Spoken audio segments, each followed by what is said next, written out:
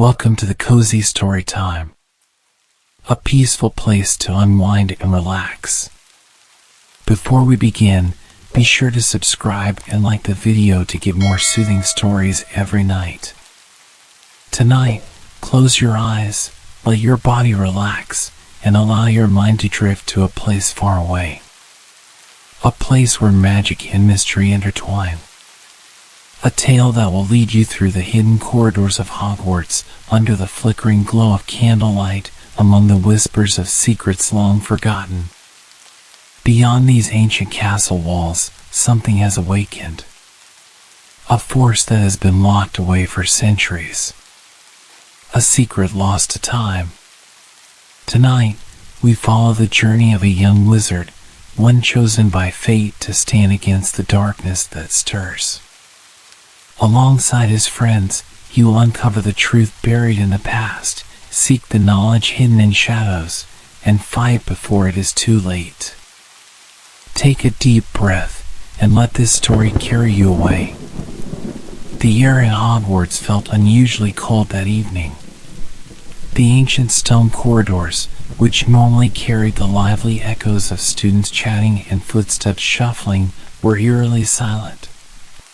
The torches along the walls flickered weakly, as if struggling against an unseen force. I wrapped my robes tighter around me, my one tucked securely in my sleeve, my senses heightened. There had been whispers, rumors, murmurs in the shadows, about something sinister stirring beneath the castle. At first, I dismissed it as nothing more than the usual castle gossip. Hogwarts was full of secrets, and students loved spinning tales of dark magic, hidden chambers, and forbidden rituals. But something about this particular rumor gnawed at the edges of my mind, refusing to be ignored. The whispers were too persistent, too detailed, and the fear in the eyes of those who spoke of it was far too real. It had started a few weeks ago, hushed conversations about a group of students sneaking out at odd hours, disappearing into the depths of the castle. They weren't just rebellious rule breakers looking for adventure. No, these students were different. Their presence left an unsettling chill in the air, and their eyes held a glint of something unnatural. I had seen them once, just a glimpse, as they slipped through the shadows near the dungeons. The way they moved, the way they whispered to each other, it was deliberate, calculated. And then there was the incident in the library. Madame Pants had been furious one morning, storming through the aisles with a look of outrage. A book had gone missing, not just any book, but one from the restricted section. No student could access that part of the library without explicit permission from a professor. The book in question, as I later overheard, was an old, dusty tome about resurrection magic. The moment I heard that, my stomach twisted into knots. Resurrection magic was dangerous, forbidden, and for good reason. There were spells in the depths of magical history that should never be spoken, incantations meant to summon beings that should remain undisturbed. If someone had stolen that book, they weren't doing it out of curiosity. They were planning something. The pieces of the puzzle were falling into place, and I didn't like what they revealed. A group of students sneaking off into the night. A stolen book about dark magic. The whispers of an ancient ritual. It all pointed to one terrifying conclusion: someone was trying to raise something, or someone, that had been long buried. That night, I couldn't sleep. The thought of dark magic being practiced under the very roof of Hogwarts made my skin crawl. The castle had seen its fair share of darkness before: Voldemort, the Death Eaters, cursed objects, forbidden spells, but this was happening now, right in front of us. I sat up in my four-poster bed, listening to the soft breathing of my dorm mates. The Gryffindor common room was quiet beyond the curtains of my bed, the fire in the hearth crackling faintly. My fingers brushed against my wand as I debated my next move. Should I go to a professor? McGonagall would take this seriously, but what if I was wrong? What if this was just paranoia? No, I needed proof. Slipping out of bed, I moved as silently as I could. The dormitory was bathed in moonlight filtering through the windows, casting long shadows across the floor. I tiptoed past the sleeping forms of my friends, my heart pounding as I reached the door. With careful steps, I made my way down to the common room, pausing only when I heard the distant hoot of an owl from the tower above. The fire had burned low, its embers casting a dim glow. The room was empty, the usual warmth replaced with an uneasy stillness. I hesitated for a moment, considering turning back. But then I heard it, a whisper. It wasn't in the common room. It was coming from outside, beyond the portrait hole. My breath caught in my throat. Every instinct told me to retreat, to pretend I hadn't heard anything and return to bed. But my curiosity, my need for answers, overpowered my fear. Slowly, I crept toward the entrance and pressed my ear against the cool stone wall. The whispers were hushed, hurried. 2 voices. Must be ready by the next full moon. The seal is weaker than we thought. A chill ran down my spine. They weren't talking about an ordinary spell. They were talking about a seal, something ancient, something dangerous. Too risky to wait any longer. The others are already preparing. I barely breathed as I listened, my mind racing. Who were these people? What were they trying to do? My fingers gripped my wand tightly as I strained to catch more of the conversation. But just as I thought I was beginning to understand, the whispers stopped. The silence that followed was deafening. Then, suddenly, footsteps. They were moving. Toward me. Panic surged through me as I backed away from the portrait hole, my heart hammering in my chest. If they found me here, if they knew I had been listening, I didn't want to think about what would happen. I turned on my heel and bolted up the stairs, my feet barely making a sound on the stone steps. I didn't stop until I was safely back in my dormitory, pulling the curtains around my bed shut as I struggled to catch my breath. Lying there in the darkness, I knew one thing for certain: this wasn't just a rumor. This was real. Someone was trying to awaken something that should remain buried. And if I didn't do something soon, it might be too late. Tomorrow, I would start gathering information. I needed allies, people I could trust. Because whatever was happening in the depths of Hogwarts, it was far from over. Morning came too quickly, but sleep had eluded me. My mind had been racing all night, replaying the whispers I had overheard outside the Gryffindor common room. The words lingered in my thoughts like a dark omen. The seal is weaker than we thought, too risky to wait any longer. Whoever they were planning something soon, and I had no time to waste. The common room was quiet when I stepped out of my dormitory. The fireplace still crackled softly, casting flickering shadows across the red and gold banners that hung from the walls. A few early risers were scattered across the room, flipping through textbooks or hurriedly finishing their homework before breakfast. I scanned the room, searching for someone I could trust. Then I saw her, Elara Avery, a Ravenclaw 5th year, sitting alone near the window, her nose buried in a book as usual.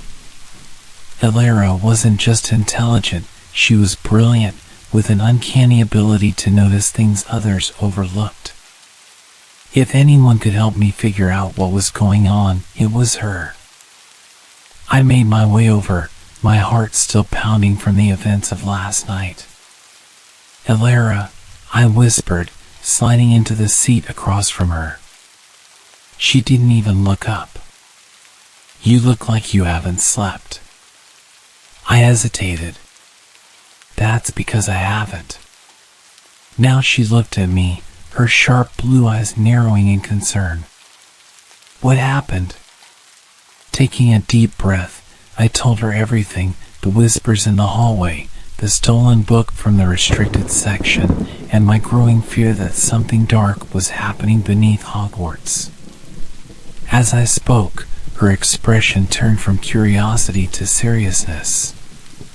By the time I finished, she was gripping the edges of her book so tightly that her knuckles had gone white. "You're sure about what you heard?" she asked. I nodded. "Positive. Someone is planning something dangerous, and whatever it is, it involves a seal, something ancient. I don't think we have much time." Elara's gaze flickered toward the entrance of the common room, as if expecting someone to walk in at any moment. If someone stole a book on resurrection magic, that means they're after something powerful. Maybe even something that's been sealed away for centuries.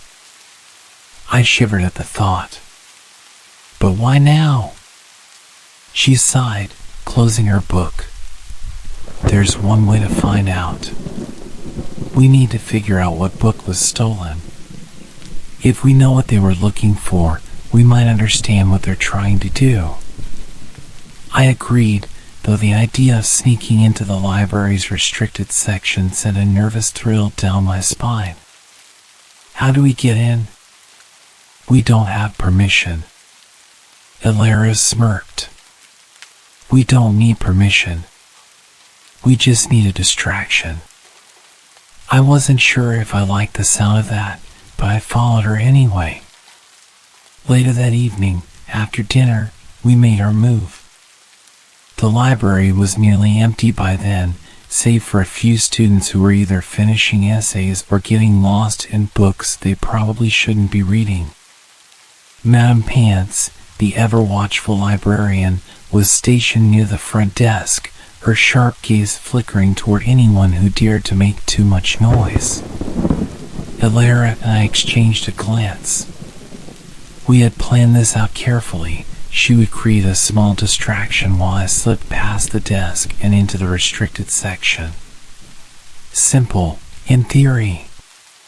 Elara casually strolled toward the potions section and, with a welling flick of her wand, sent a row of books tumbling from the shelves. The crash echoed through the library like a thunderclap. Madame Pants shot up from her desk, her face a mask of outrage. "Who did that?" Elara put on her best innocent look. "Oh no! I'm so sorry, Madame Pants. It must have been my sleeve." I didn't wait to hear the rest. While the librarian stormed toward Elara, I darted behind the desk and slipped into the shadows of the restricted section. The air was heavier here, as if the very books themselves were pulsing with forbidden knowledge. Dusty shelves stretched high above me, filled with ancient tomes bound in cracked leather and sealed with protective charms. My heart pounded as I scanned the area, searching for any clue about the missing book. Then I saw it, an empty space on one of the shelves, surrounded by books on necromancy, dark curses, and forgotten rituals. The plaque beneath the missing book read, "The Dark Resurrection, Ancient Rituals, and the Forgotten Art of Reawakening." My stomach twisted into knots. This was worse than I thought. Whoever had stolen this book wasn't just experimenting with minor dark magic. They were trying to perform a full resurrection, one powerful enough to break through the barriers of time and death itself. I barely had time to process this before I heard footsteps approaching. "Oi, What are you doing back here? I spun around, my heart leaping into my throat. A student stood in the dim light of the restricted section, his expression one of suspicion and something more, something darker. He was older, maybe a 6th or 7th year, with sharp features and a cold smirk that made my skin crawl.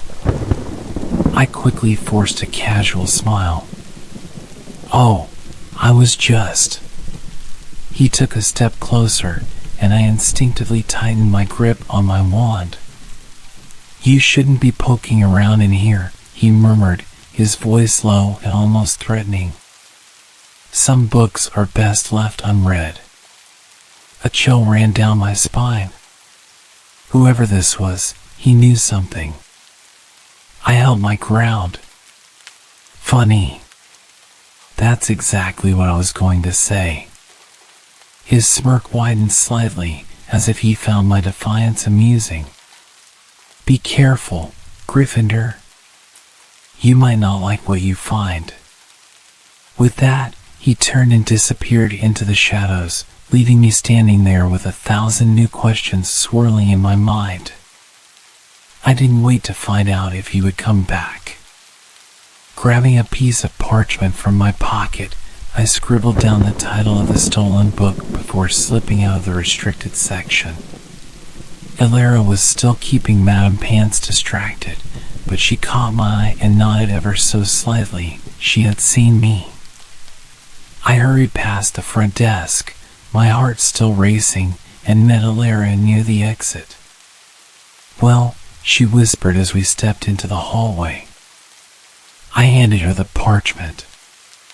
She read it, and her face went pale.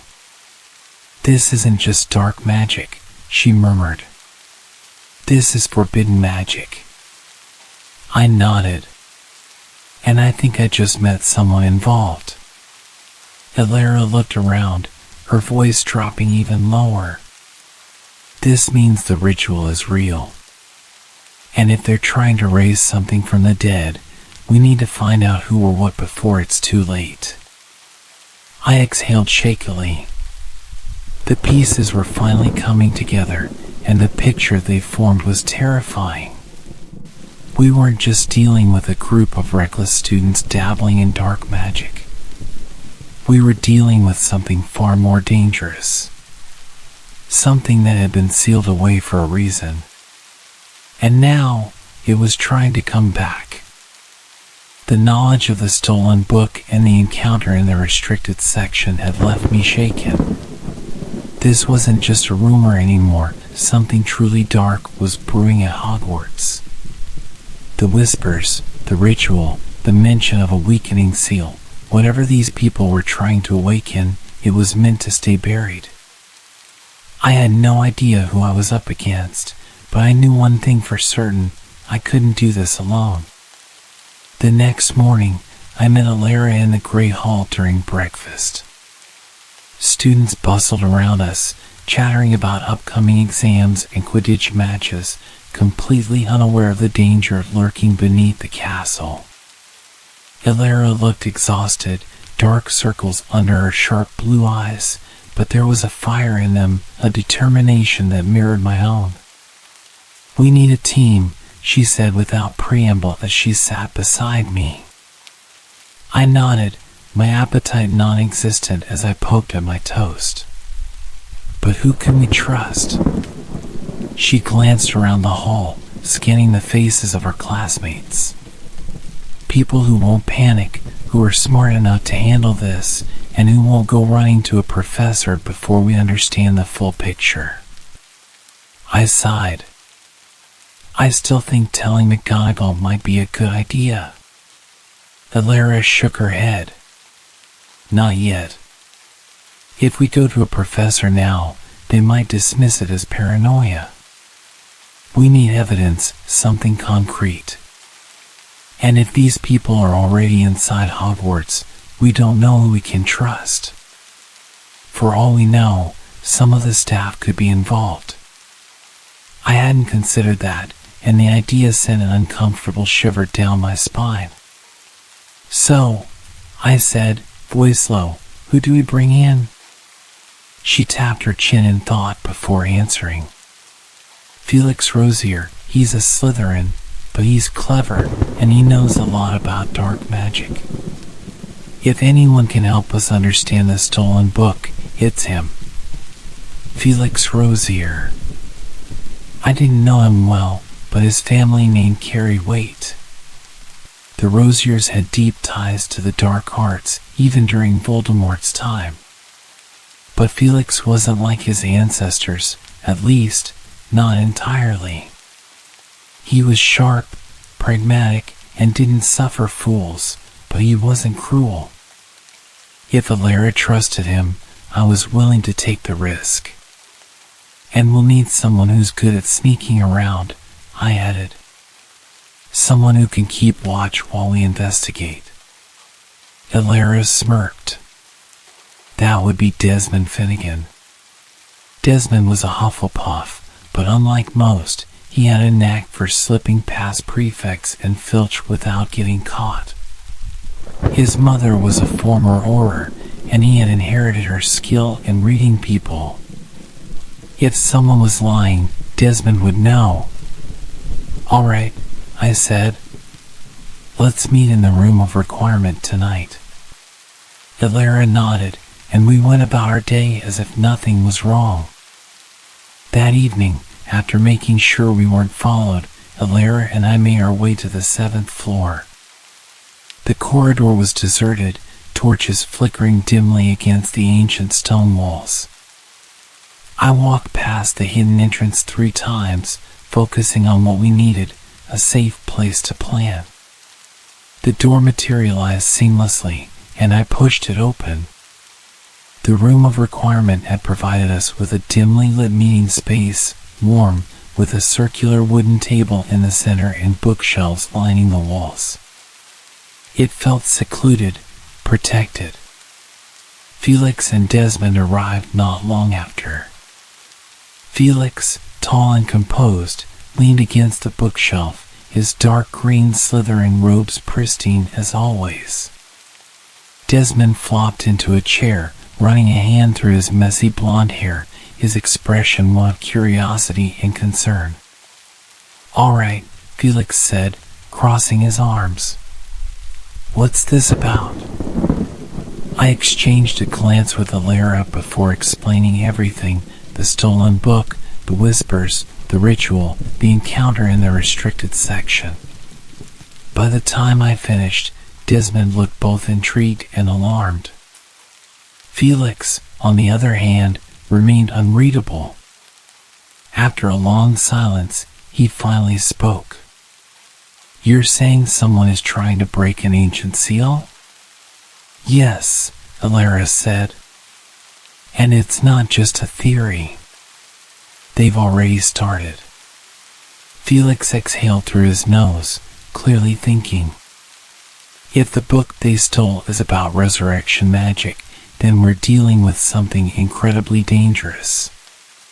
Resurrection is one of the most unstable branches of dark magic. If done improperly, the thing they bring back won't be human, it won't even be fully alive. A knot formed in my stomach. What do you mean? Felix's gaze was calculating as he explained. There are different types of resurrection. Some methods restore a person completely, like the Philosopher's Stone. Others, like the Inferius Curse, create puppets controlled by dark magic. But there's another kind, the kind that brings back something twisted, not quite dead, not quite alive.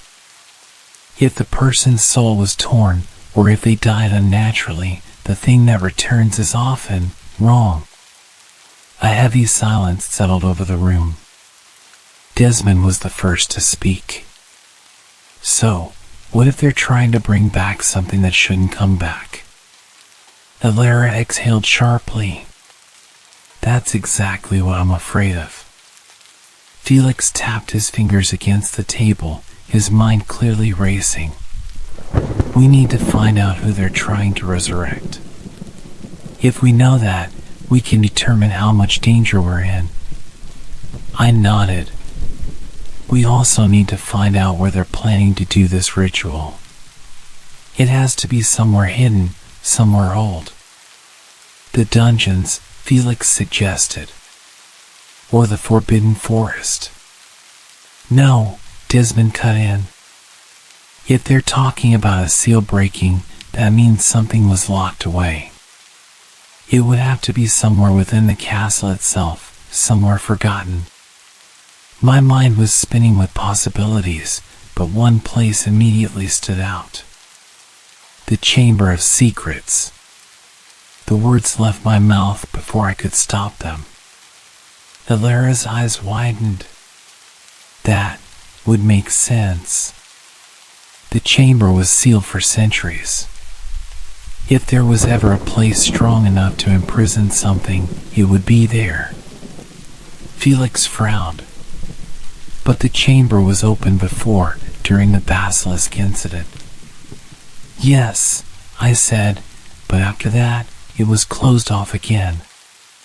If these people found a way inside, they could be using it for the ritual. Desmond let out a low whistle. All right. So, what's the plan? I took a deep breath. First, we need to confirm if the chamber has been reopened. If it has, then we know that's where they're planning to do the ritual. Second, we need to figure out when they're doing it. If they mention a full moon. Elara's face darkened. That's in 3 nights. A chill ran through the room. Felix stood, his movements graceful but tense. Then we don't have time to waste. We need to move fast. Desmond cracked his knuckles, his usual easygoing nature replaced by determination. Guess we're about to go on an adventure, then. I looked around at the people in the room. Elara, brilliant and relentless. Felix, cold but calculating. Desmond, sharp-eyed and fearless. For the first time since this began, I felt like we had a chance. I just hoped we weren't already too late. 3 nights. That was all the time we had before the ritual was set to take place. With the stolen book still missing and the identity of the group unknown, we had no choice but to act fast. If the Chamber of Secrets had truly been reopened, then the ritual was likely to be performed there. The problem was that none of us knew how to enter it. None of us, except for one person. Harry Potter had opened the chamber years ago, but the entrance had been sealed since then. There was only one known way to access it, Parseltongue. And there was only one person at Hogwarts who could speak it now. Albus Severus Potter. Elara and I exchanged looks the next morning. Neither of us had spoken to Albus much, but we knew he kept to himself, often distancing himself from his father's legacy. He wasn't as outgoing as his older brother, James, nor as social as the other Gryffindors. Convincing him to help us wouldn't be easy. I'll talk to him, I said. Elara raised a brow. Are you sure? He's not exactly the friendly type. I know, I admitted, but I have to try. I found Albus alone in the courtyard during lunch. He was sitting beneath an old willow tree, absorbed in a book, his dark hair falling over his pale face. He looked up when I approached, his green eyes sharp and wary. What do you want? He asked, his tone guarded. I took a deep breath. I need your help. Albus let out a short, humorless laugh. That's new. I'm serious, I said, lowering my voice. I know you can speak Parseltongue. His eyes darkened immediately, and he shut his book with a snap. Where did you hear that? I hesitated. I figured it out. He didn't respond, but the tension in his posture was evident. Most people either feared or avoided him because of his connection to Voldemort's language, and I knew he hated being reminded of it. But I had no time for subtlety. "Listen," I continued, "there's something dangerous happening at Hogwarts. Someone is trying to open the Chamber of Secrets again." Albus froze. "That's impossible," he said. "The entrance was sealed years ago." "We think it's been reopened," I told him. "And if we don't stop them, something very bad is going to happen." Albus studied me for a long moment, his expression unreadable. Then he sighed. "I don't like this," he muttered, rubbing his temples. "But if the chamber is really open, then someone had to speak Parseltongue to get in." He exhaled sharply.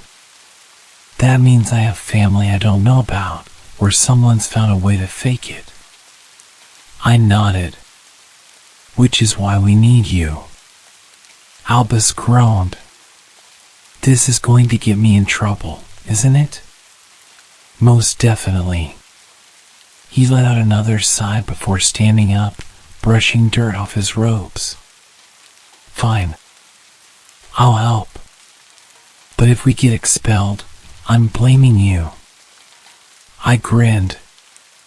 "Deal." That night, the 5 of us gathered in the abandoned second-floor girls' bathroom, the same one that Moaning Myrtle haunted.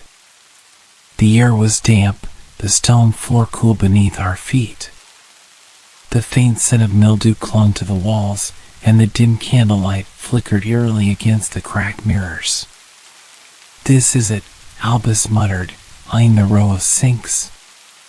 Elara crossed her arms. "Are you sure about this?"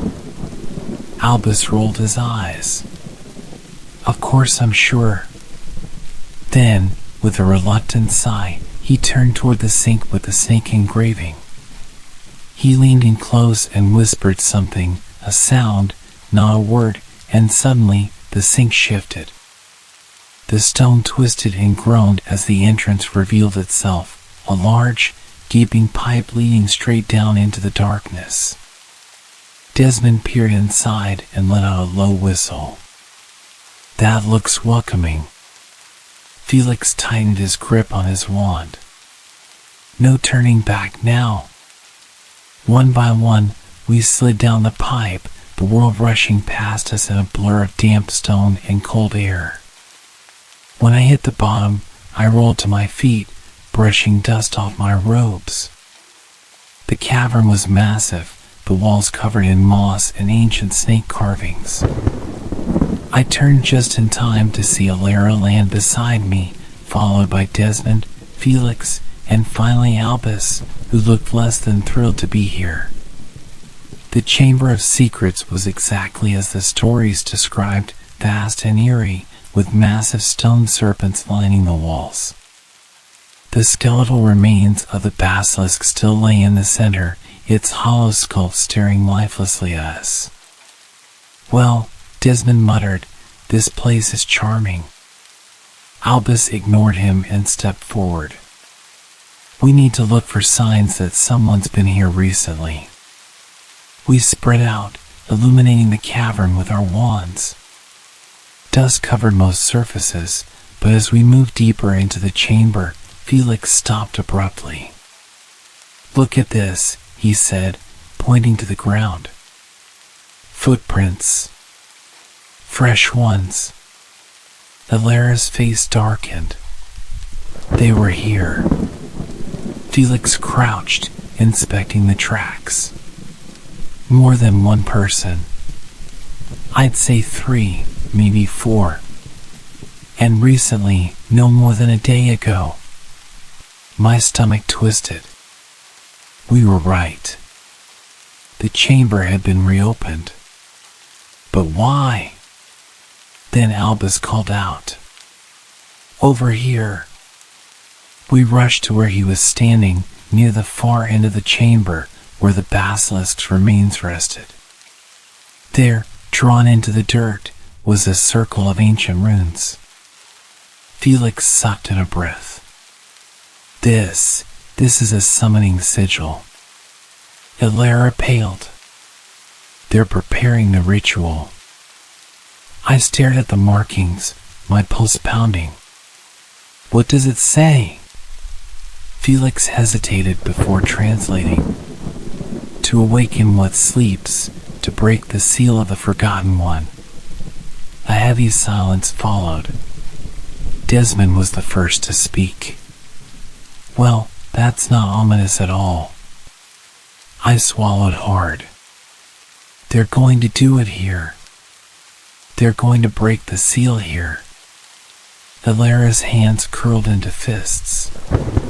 Then we don't have much time.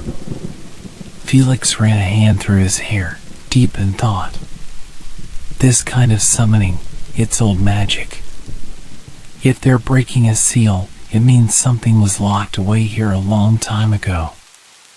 Something even darker than the basilisk. A chill ran down my spine.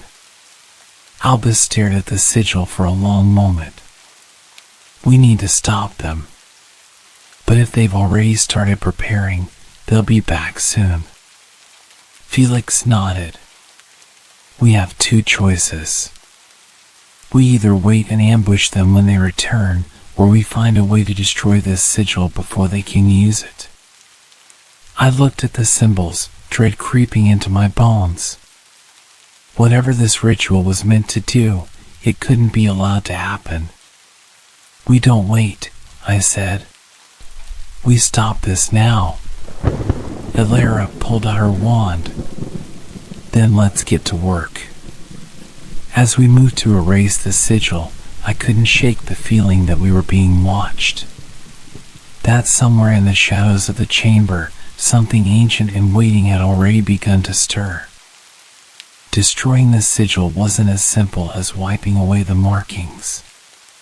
The runes, carved deep into the stone, glowed with an eerie crimson light, pulsing faintly like a heartbeat. Whatever magic had been used to create them was still active, resisting our every attempt to erase them. Ilara waved her wand over the markings. Finite incantatum, she commanded. The runes flickered but didn't disappear. Instead, the glow intensified for a moment before dimming again, as if mocking us. Felix cursed under his breath. Of course it wouldn't be that easy. Desmond ran a hand through his hair. So, what now? We can't exactly sit here and let them complete whatever dark ritual they're planning. I clenched my jaw. There has to be a way to break the enchantment. If these runes were made to lock something in, then there should be a counter-ritual to stop them from being undone. Felix turned to Albus. Your dad fought against dark magic for years. Do you know anything about spells like this? Albus shook his head. Not like this. But if the magic is meant to weaken a seal, maybe we can strengthen it instead. I nodded, thinking fast. A reinforcing charm, something to hold the barrier in place. Maybe if we reverse their process, we can lock it down before they finish the ritual. Ilara pursed her lips. It's risky. If we mess up, we could accelerate the breaking process instead. Desmond exhaled. Well, we don't exactly have the luxury of playing it safe, do we? Felix examined the runes more closely. This magic is old, but it follows a pattern. It's working in stages, weakening the barrier piece by piece. If we can disrupt even one of these runes, it could stop the entire process. Albus crouched beside him, tracing the symbols with his fingertips. The problem is, if we make the wrong move, it might trigger the ritual early. A tense silence settled between us. We were running out of time, and we knew it. Elara glanced toward the entrance of the chamber. We should keep watch. If they're coming back, we don't want to be caught off guard. Desmond nodded and slipped toward the shadows, his presence barely noticeable as he positioned himself near the passageway. Meanwhile, Felix continued studying the sigil. His brow furrowed as he muttered incantations under his breath, testing the resistance of the magic. Then, his eyes lit up. There, he said, pointing to a specific rune near the edge of the circle. That's the key. If we sever the connection here, it could collapse the entire formation. Elara raised an eyebrow. And you're sure about that? Felix smirked slightly. Not at all. I swallowed hard. Then let's hope you're right. Felix raised his wand and took a deep breath.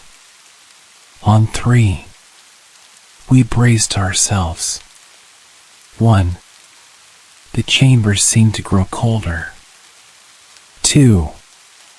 A faint whisper echoed through the cavern, low, unintelligible, almost like a breath against my ear. 3. Felix slashed his wand downward. Defendo! A bolt of magic shot forward, striking the rune directly. The stone cracked, a thin fissure spreading through the sigil. For a moment, nothing happened. Then, the air shifted. The red glow in the runes flickered violently before exploding outward in a burst of light. A shockwave knocked us back, and I barely managed to stay on my feet. Dust and debris rained down from the ceiling, and the ground beneath us trembled. Desmond rushed back from his position, eyes wide. What the hell just happened? Felix staggered, gripping his head. I don't know. I think we... Then the whispers grew louder. Not just one voice. Dozens. Hundreds. A chorus of hissing and murmuring in a language I didn't understand. The runes, though shattered, were still glowing faintly, but something was wrong. The chamber felt heavier, like the air had been sucked from the space around us. Albus's face went pale. We didn't stop it. I looked at Felix in alarm. You said breaking the rune would disrupt the ritual. Felix's hands were shaking. It should have. Elara's eyes darted across the chamber. Then why does it feel like we just made it worse? And then, the voice spoke. You are too late. A chill crawled down my spine. The voice was deep, echoing, and ancient, like it had been waiting for centuries to be heard. Desmond took a step back. Oh no! The stone floor cracked again, and from the center of the broken sigil, something began to rise. A shadow, darker than the surrounding cavern, thick and pulsing with unnatural energy. It moved like smoke, but held a shape, twisted, skeletal, yet somehow alive. Felix swore. We need to get out of here. Now. But before we could move, the thing launched. The force of its presence sent us flying back. I hit the ground hard, the impact knocking the air from my lungs. The shadows swirled above us, its form flickering like a flame, shifting between humanoid and something far more monstrous. Elara scrambled to her feet, wand raised. What is that? Albus was breathing heavily, his wand shaking in his grip. It's not human. The thing turned its head toward us. Though it had no eyes, I could feel it watching. You have freed me, it whispered. And now, the world will tremble. A cold wind surged through the chamber, howling like a storm. My fingers tightened around my wand as I forced myself to stand. "No," I said, heart pounding. "We're putting you back where you belong." The shadow let out a horrible, rattling laugh. "Foolish child. Do you even know what you face?" The chamber shuddered again, dust falling from the ceiling. Felix was already chanting under his breath, trying to weave a containment spell. Alara joined in, her voice steady even as fear flickered in her eyes. The shadow moved too fast, like it was warping through space. It lashed out, and Felix barely managed to throw up a shield. The impact sent him stumbling, his face pale with strain. Desmond gritted his teeth. "This isn't working." I took a shaky breath. "Then we try something else." I pointed my wand directly at the entity. "Expecto Patronum." A bright silver light erupted from my wand, but the moment it touched the shadow, the figure twisted, absorbing the magic like it was nothing. Panic clawed at my chest. That was supposed to work. The shadow laughed again. "Your tricks are useless against me." Albus clenched his jaw. "We have to seal it back." Alara nodded quickly. "Felix, can we reinforce the barrier?" Felix's eyes flickered with understanding. "Yes, but it has to be now." The shadow lunged again, its smoky form stretching toward us like skeletal fingers.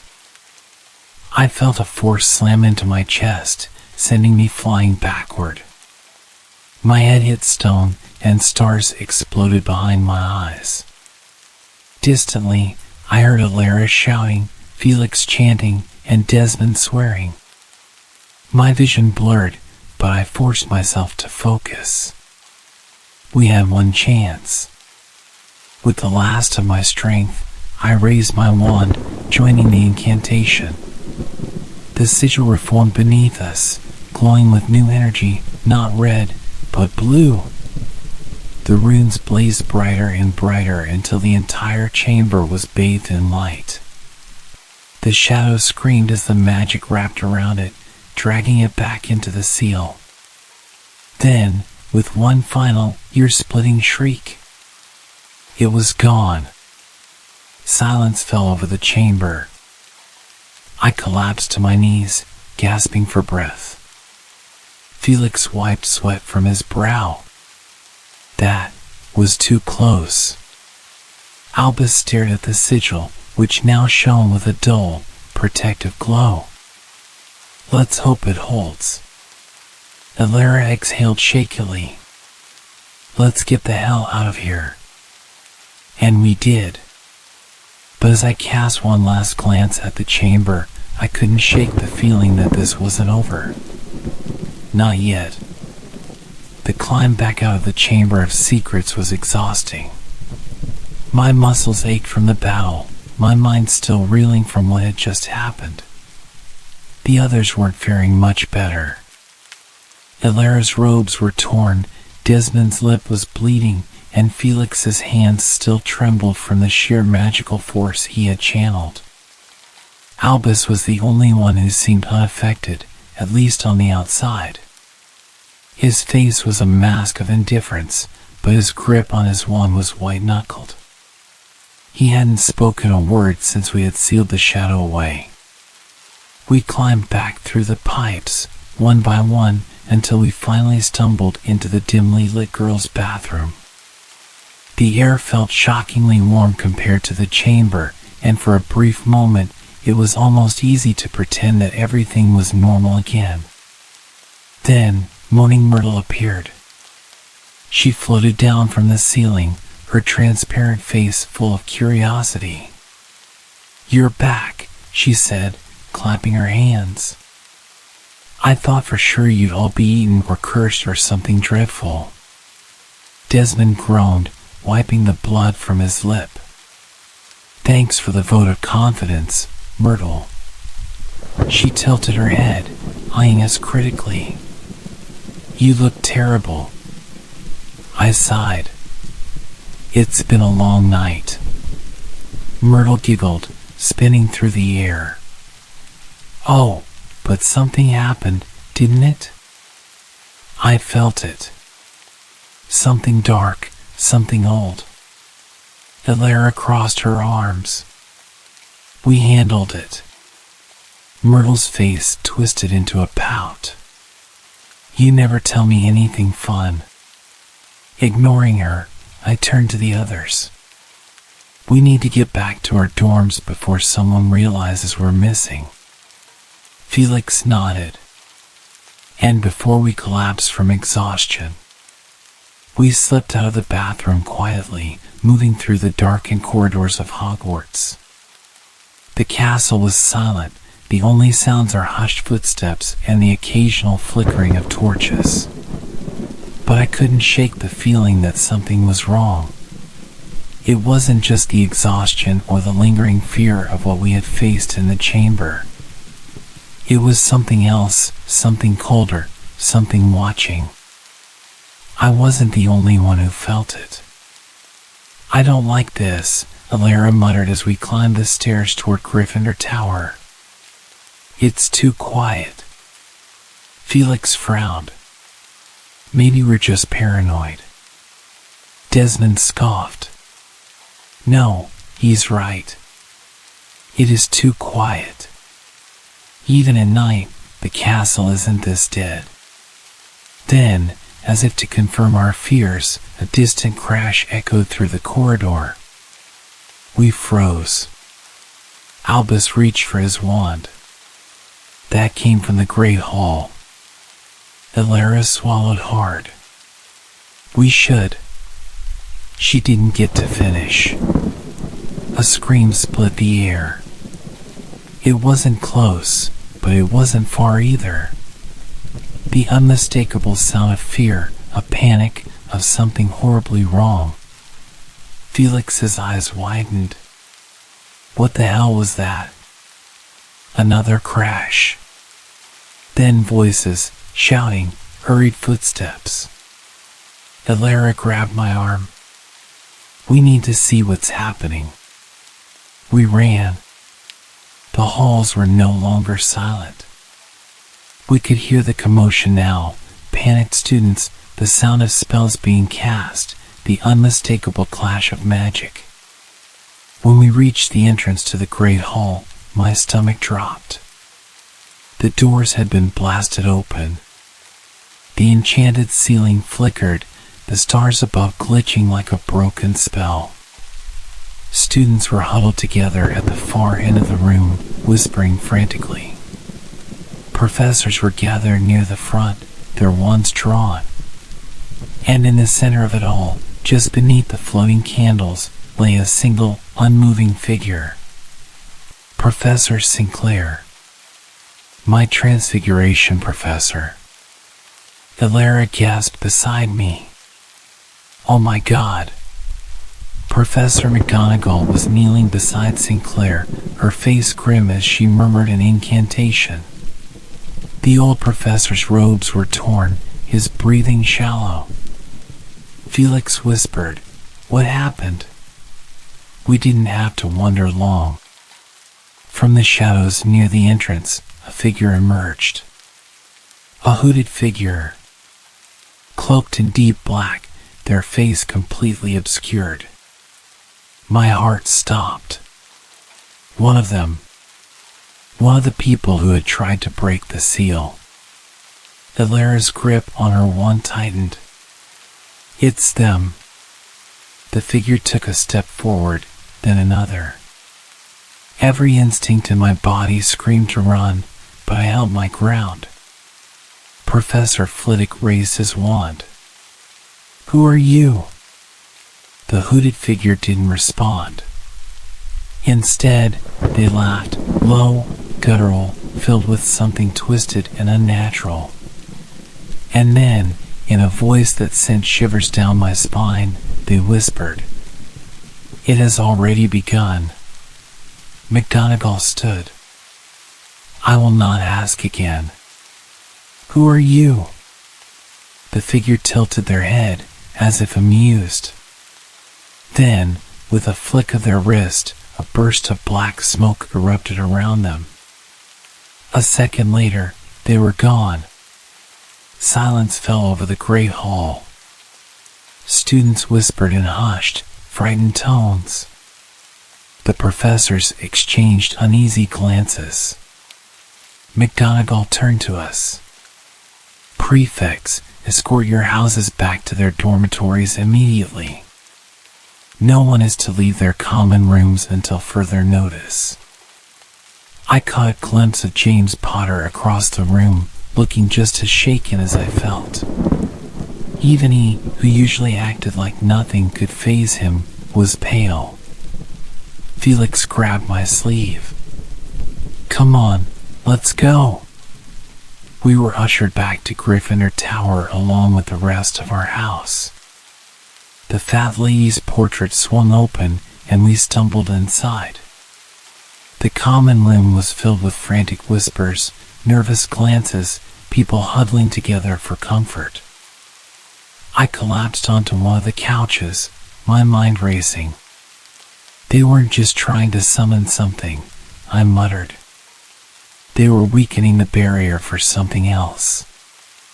Elara sat beside me, rubbing her temples. And whatever it is, it's not over. Felix ran a hand through his hair. We need to figure out who they are. Desmond exhaled. And fast. Albus, who had been silent this whole time, finally spoke. The figure in the great hall, he murmured. Their voice, it was familiar. I turned to him sharply. What do you mean? Albus hesitated, his green eyes dark and troubled. I think, he said slowly, I've heard it before. The room was silent. Desmond crossed his arms. Well, don't keep us waiting. Who do you think it is? Albus hesitated again, as if debating whether or not to say it. Then, finally, in a low whisper, he answered. My uncle. The words hit like a physical blow. Felix frowned. Wait, you mean? Yes, Albus said grimly. Scorpius Malfoy. The name sent a ripple of shock through the group. Scorpius had been close friends with Albus's father for years. He wasn't a dark wizard. He wasn't a follower of Voldemort. He had fought against everything dark magic stood for. So why would he be involved in this? Elara's face hardened. We need answers. I nodded, my hands curling into fists. Then we find Scorpius Malfoy. But deep down, I already knew. The real battle was just beginning. The fire in the Gryffindor common room crackled softly, casting flickering shadows on the walls. Despite the warmth, a chill settled deep in my bones. Albus's words echoed in my mind, refusing to fade. Scorpius Malfoy. The idea of him being involved in any of this, felt impossible. I had never met him personally, but I knew his reputation. He had fought alongside Albus's father against everything dark and corrupt. He wasn't a villain. He wasn't one of them. And yet, Albus had recognized the voice. Desmond leaned back in his chair, arms crossed tightly over his chest. You're sure it was him? Albus exhaled slowly. I'm not sure. But it sounded like him. And if it wasn't, then it was someone who sounds exactly like him. Felix rubbed his temples. Well, that's not exactly comforting. Elara sat straighter. Let's say, for a second, that it was Scorpius Malfoy. Why would he be involved in something like this? And how? We all know he's not a dark wizard. No one had an answer. I stared into the fire, my mind racing. The pieces weren't adding up. Something was missing, something big. Finally, I pushed myself to my feet. There's only one way to find out. Felix raised an eyebrow. And that is? We find him, I said firmly. We find Scorpius Malfoy and we get the truth. Desmond scoffed. Oh, sure. Let's just send him an owl. Hey, Scorpius, did you recently attempt to unleash a centuries-old dark force beneath Hogwarts? Let us know. I shot him a glare. You have a better idea? Desmond sighed, rubbing a hand over his face. No. Elara tapped her fingers against her knee, thinking. Scorpius doesn't teach at Hogwarts, and he doesn't work for the Ministry. Last I heard, he was traveling, doing research on old magic. Felix frowned. What kind of old magic? Albus looked uneasy. Mostly magic that should have been forgotten. A heavy silence followed his words. I took a deep breath. Then that's where we start. We find out where he was last seen, and we go from there. Felix groaned. Great. So we're adding track down a missing Malfoy to our to-do list. Should be loads of fun. Elara ignored him. We can check the Hogwarts archives tomorrow. There might be records of his research or any ministry requests he's filed. I nodded. That's a plan. But right now, we need rest. None of us slept well that night. The next day, we met in the library between classes. The Hogwarts archives were hidden in the restricted section behind a heavy iron gate that only the head boy, head girl, and select professors had access to. Luckily, Felix was very good at breaking into places he wasn't supposed to be. Are we really doing this? Desmond muttered as Felix worked on the lock. Unless you have a better way of getting inside, I whispered back. With a soft click, the gate swung open. Felix grinned. Easy. We slipped inside, closing the gate behind us. The air smelled of dust and parchment, and the dim candlelight flickered ominously against the towering shelves. Books lined the walls, some so ancient their spines had cracked with age. All right, Elara said quietly. Spread out. Look for anything connected to Scorpius Malfoy, ancient magic, or forbidden rituals. We moved quickly but carefully, flipping through records, newspaper clippings, and classified reports. Minutes stretched into an hour. The deeper we dug, the clearer it became that Scorpius had been involved in something dangerous. I found a ministry report detailing his research into Aeternum Maledictum, a curse tied to an ancient force known only as the First Shadow. Elara uncovered a letter written by Scorpius himself, sent to an unnamed recipient, warning that someone was trying to resurrect something that should have stayed buried. Then Felix let out a low whistle. Found something, he said, waving a thick parchment. Looks like Scorpius made an official visit to Hogwarts about 6 months ago. I blinked. What? Why? Felix skimmed the document. Says here he requested access to the Chamber of Secrets. My stomach turned. He was looking for something, Albus muttered. Or trying to stop something, I countered. Either way,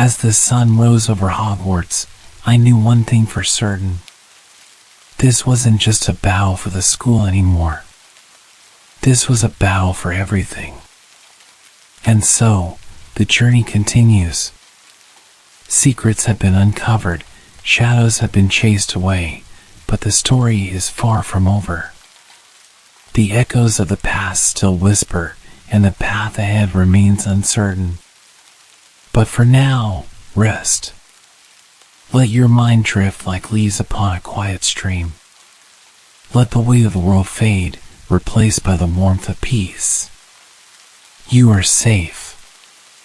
You are at ease, and as the night embraces you, know that every adventure, every mystery, will always wait for you when the stars shine again and the story begins once more. Sleep well and dream of magic.